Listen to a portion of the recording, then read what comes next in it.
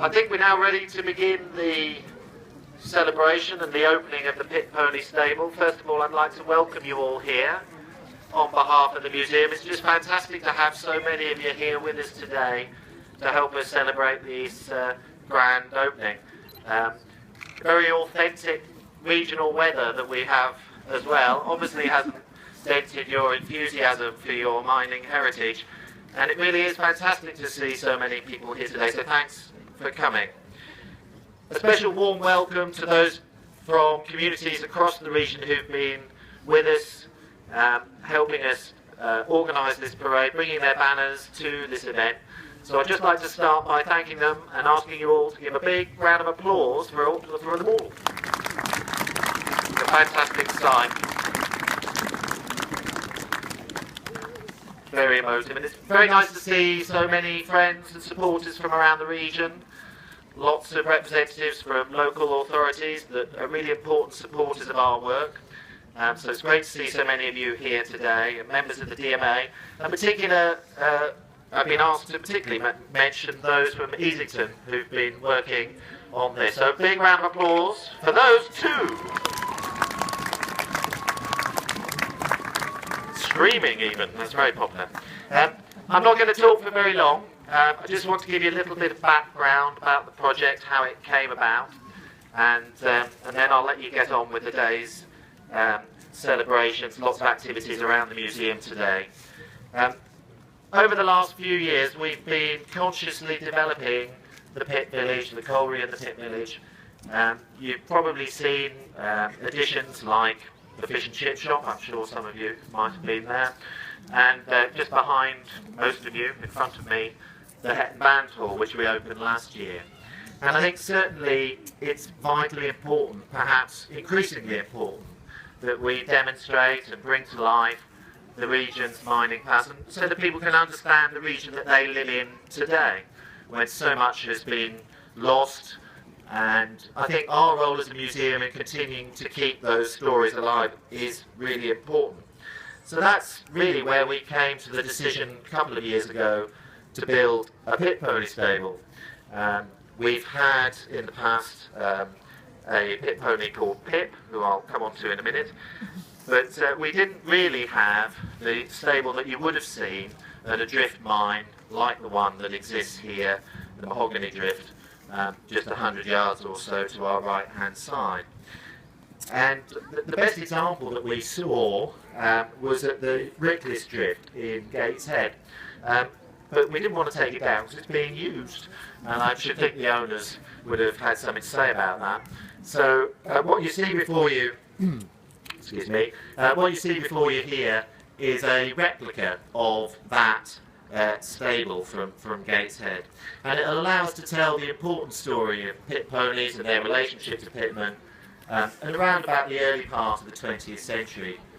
At that time, there were 22,000 pit ponies underground in the Durham coalfield. 22,000 ponies underground in the Durham coalfield. And across the UK, there were some 70,000. So that shows you the extent of this tradition and the relationship that they had with pitmen.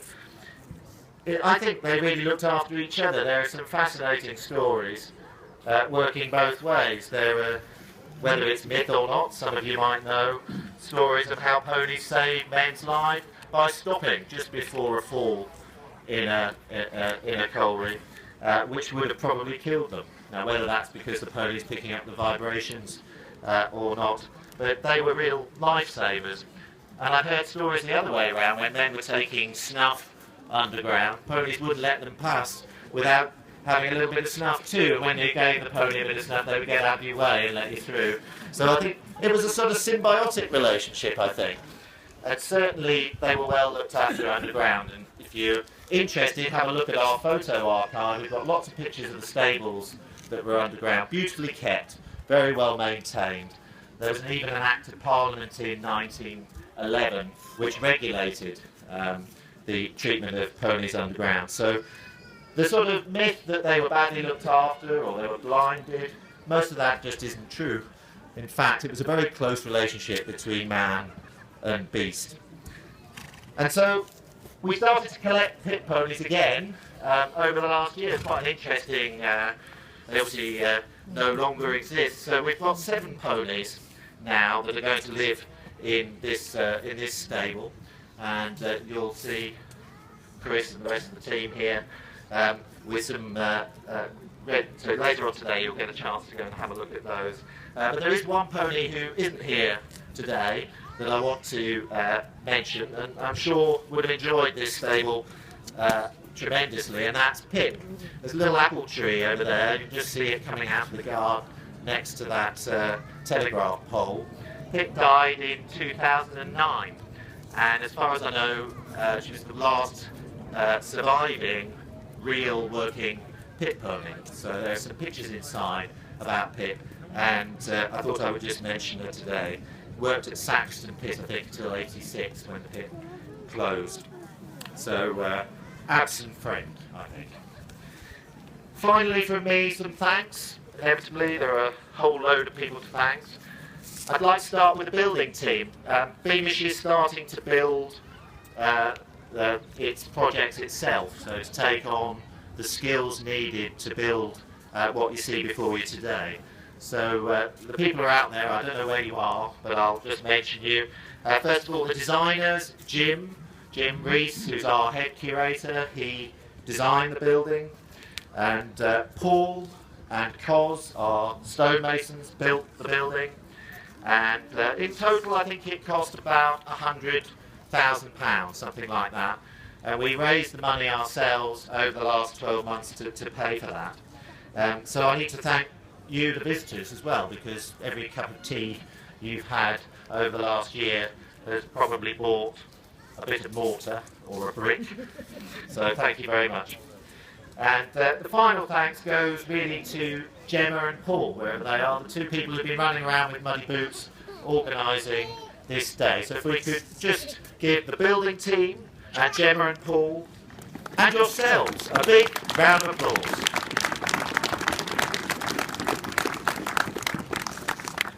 We now come to the very exciting moment where we're going to, 3 of us are going to attempt to pull this this ribbon. So I'd like to introduce you to Tommy Clifford and Marty Gallagher and Billy Tubman. They are ex-workers here at the Beamish Drift, experienced pitmen, and if we would like to, with no further ado, we're getting ready. So after 3, 1, 2, 3, hooray!